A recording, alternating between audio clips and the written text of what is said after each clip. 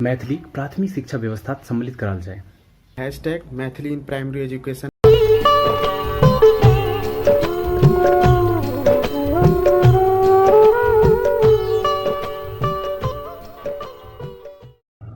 नमस्कार, हम हिमांशु झा मिथिला प्रांतक शिवहर जिला से छी। नमस्कार, हमार नाम केशव कश्यप छी। हम मिथिला प्रांत के सुपौल जिला के वासी छी। जय मिथिला, जय मैथिली। हम अभिषेक राय वैशाली से। नमस्कार, हम शुभम कुमार दरभंगा जिला से। जागू जागू ये मैथिली भेलै भोर, नैना भुटका के सुनू शोर। बच्चा मैथिली पढ़ते स्कूल जेते, होयत कते मन विभोर। जागू जागू ये मैथिली। बच्चा सबके प्रारंभिक शिक्षा मैथिली में देल जाए। बच्चा मैथिली में जल्दी बुझते, जल्दी समझते, ई बात बहुत जरूरी है। एकरा अतिशीघ्र शुरू कयल जाए। पता नहीं सरकार क्या नहीं एहि पर ध्यान दे रहल छै। नमस्कार, हम अंकुर जायसवाल डिस्ट्रिक्ट कटिहार से। सबसे पहिल प्रश्न, मातृभाषा। मातृभाषा कहाँ कछे और हमसर मातृभाषा की छे? अखना हम जे टोन बोले छी यहाँ सुरजापुरी कहल जाए छे। सूर्यापुरी पूर्वी कटिहार, दक्षिण पूर्वी पूर्णिया और किशनगंज जिला बोला जाए। अब इटा जाना बहुत जरूरी है कि सूर्यापुरी एक बोली है कि भाषा है। यदि बोली है तो यहाँ उत्पत्ति कौन भाषा से है, अर्थात यहाँ मूल भाषा की है। सूर्यापुरी मिथिलार पूर्वी इलाका बोला जाए। मिथिलार मुख्य भाषा मैथिली है। संभवतः सूर्यापुरी उत्पत्ति मैथिली भाषा से है, अर्थात सूर्यापुरी मैथिली भाषा एक बोली है। कोई भी भाषा बहुत रास टोन, बहुत रास बोली है। वही प्रकार मैथिली की बहुत रास टोन से बहुत प्रकार बोली है, जैसे अंगिका, वज्जिका, ठेठी, खोटा, थरू और सूर्यापुरी।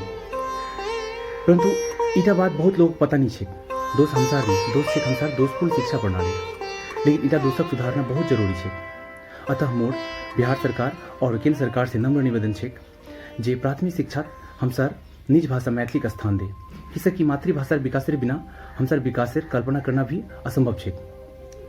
बिना मातृभाषा विकासेर हमसार कल्चर, संस्कृति और विकासेर कल्पना भी नहीं करल जा सके छे। इसलिए हमसार विकास, हमसार मातृभाषार विकास और प्राचीन मिथिलार विकासेर तने मैथिली प्राथमिक शिक्षा व्यवस्था सम्मिलित कराल जाए। हम आनंद पूर्णिया जिला से वर्तमान में बैंगलोर में कार्यरत छी। मैथिली भाषा में प्राइमरी एजुकेशन बिल्कुल होबाक चाही, कियाकि यहाँ दुनिया के कोनो भी कोना में चल जाओ, मातृभाषा में एजुकेशन जे प्राइमरी एजुकेशन है छे। हम जेना कि अभी बैंगलोर में छी, एतुका भाषा में, कन्नड़ भाषा में ओतुका जो प्राइमरी एजुकेशन देल जाए छे। अहाँ तमिल के लए लियो, मराठी के लए लियो, बंगाली के लए लियो, तो किया नहीं हमर सबके बिहार में जे छे मैथिली भाषा में प्राइमरी एजुकेशन होबाक चाही। कियाकि अपन सब यदि भाषा संस्कृति के नहीं बचेबै तो केना कहते। और जा तक ई दू चीज के हम सब से जुड़ के नहीं रहबै तो हम सब आगाँ कखनो नहीं बढ़ि सकै छी। तो हमर सबके सरकार से यह आग्रह है कि जे मैथिली में प्राइमरी एजुकेशन देल जाओ।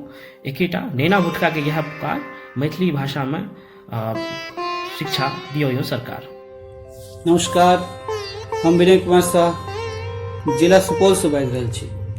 दुनिया के हरेक कोना में मातृभाषा में शिक्षण देल जाय छै, जाहि से बच्चा के लर्निंग आउटकम बढ़िया होए। मैथिली भाषी बच्चा जेना हमरा और के पुअर लर्निंग आउटकम होया के मुख्य कारण मातृभाषा में शिक्षा नहीं भेनाइ छै। संगी मातृभाषा एकटा संस्कृति के वाहक होय छै आ ओ संस्कृति के एकटा इकोनॉमिक मॉडल होय छै। कोनो सामुदायिक विकास ओकर मातृभाषा से जुड़ल होय छै। मैथिली भाषी क्षेत्र के विकास लेल मातृभाषा मैथिली के विकास बहुत जरूरी है। हमारे सरकार से मांग है कि अतिशीघ्र मैथिली के अनिवार्य शिक्षा प्राथमिक विद्यालय में शुरू करो हमारे संपूर्ण मैथिली भाषी क्षेत्र में। नमस्कार, हम रमाशंकर मिश्रा गोड्डा जिला से बोले छिए। दुनिया के हरेक क्षेत्र में प्राइमरी एजुकेशन अपना मातृभाषा में देल जाए छै। एकरा से की होय छै कि बच्चा में जे लर्निंग आउटकम है वो ज्यादा होय छै। लर्निंग कैपेबिलिटी, समझे के क्षमता विकसित होय छै और पढ़ाई हुनका सबके बोझिल नहीं लगे छै। जे हमरा सनी अपना मिथिला समाज में देखे छिए बच्चा बुतरू के कि पढ़ाई नमा दूर भागे लगे छै और जे शहरी क्षेत्र के जे बच्चा आबे छै उनका देखी थोड़ा सा इंफीरियरिटी कॉम्प्लेक्स आबे छै। लेकिन जब मातृभाषा में प्राइमरी एजुकेशन के बाध्यता करी लोग लगे थे, अनिवार्यता सही सब ओकरा सबके बढ़िया होते। और वो मातृभाषा जे छै कोई भी कहूँ करो भी मातृभाषा अथवा पंजाब लेला, मराठा लेला, तेलुगु लेला, हर एक क्षेत्र करो जे छै मातृभाषा उ क्षेत्र के संस्कृति के बात निश्चित।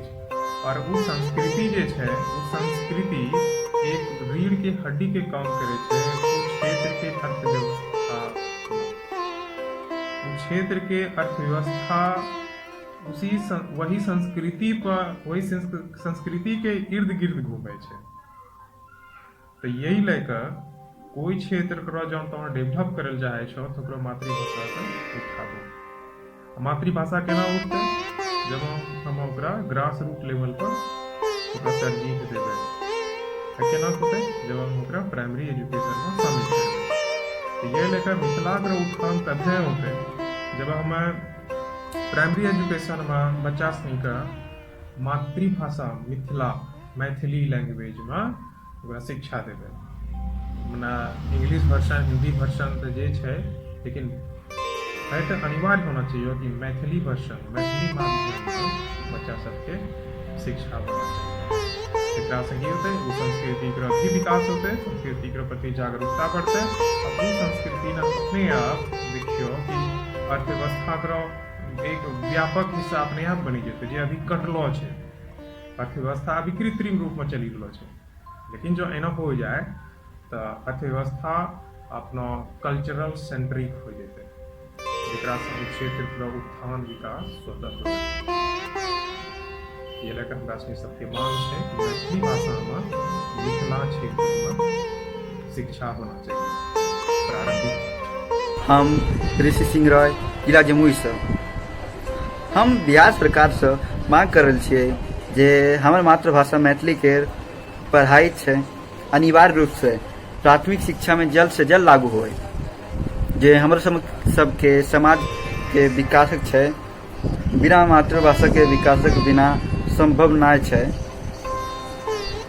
यही लेल प्राथमिक शिक्षा में मैथिली के जल्द से जल्द लागू होए। नमस्कार, हम विपिन यादव जिला मधेपुरा से बाजि रहल छी। दुनियाक हरेक कोना में मातृभाषा माध्यम से शिक्षा देल जाइत छै, जैसा बच्चाक लर्निंग आउटकम बढ़िया होइ छै। मैथिली भाषी बच्चा के पुअर लर्निंग आउटकम हेबाक मुख्य कारण मातृभाषा में शिक्षा नहीं भेनाइ छै। संगे मातृभाषा एकटा संस्कृति के वाहक होइ छै और संस्कृति के एकटा इकोनॉमिक मॉडल होइत अछि।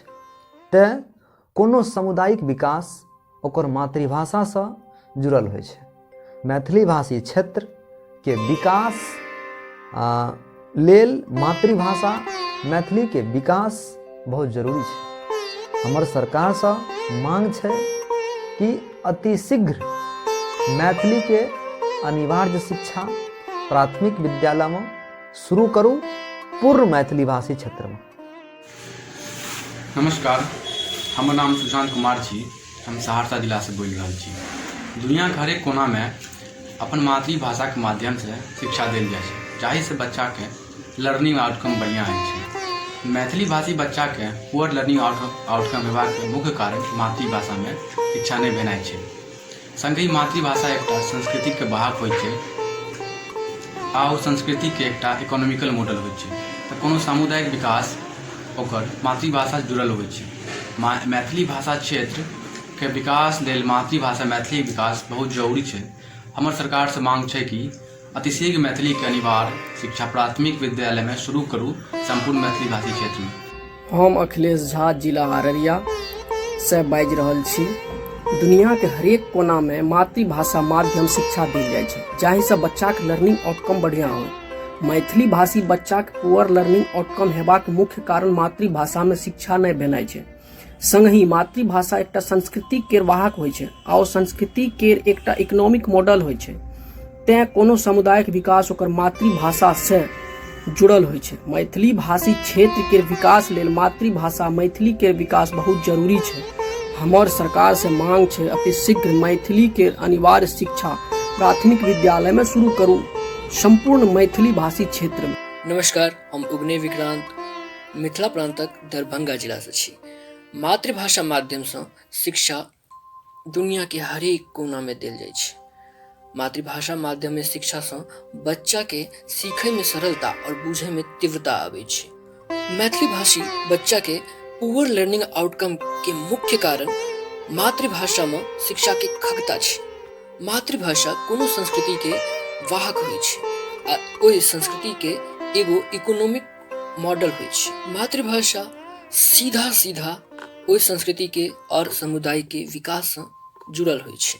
मिथिला प्रांतक विकास लेल मैथिली के विकास अति आवश्यक छै आ मैथिली के विकास के लेल जरूरी छै जे मैथिली शिक्षा व्यवस्था में होय के चाही। ताहि लेल हम सरकार से ई मांग करै छी जे मैथिली भाषा माध्यमे प्रारंभिक शिक्षा अति शीघ्र शुरू करे के चाही, जैसे मिथिला प्रांतक संपूर्ण विकास हेतै। तें हम सरकार से निवेदन करै छी, निहोरा करै छी जे मैथिली भाषा माध्यम से प्रारंभिक शिक्षा अति आवश्यक हेबा के कारण मिथिला के संपूर्ण क्षेत्र में मैथिली भाषा अनिवार्य रूप से लागू कैल जाए। #Maithili in primary education.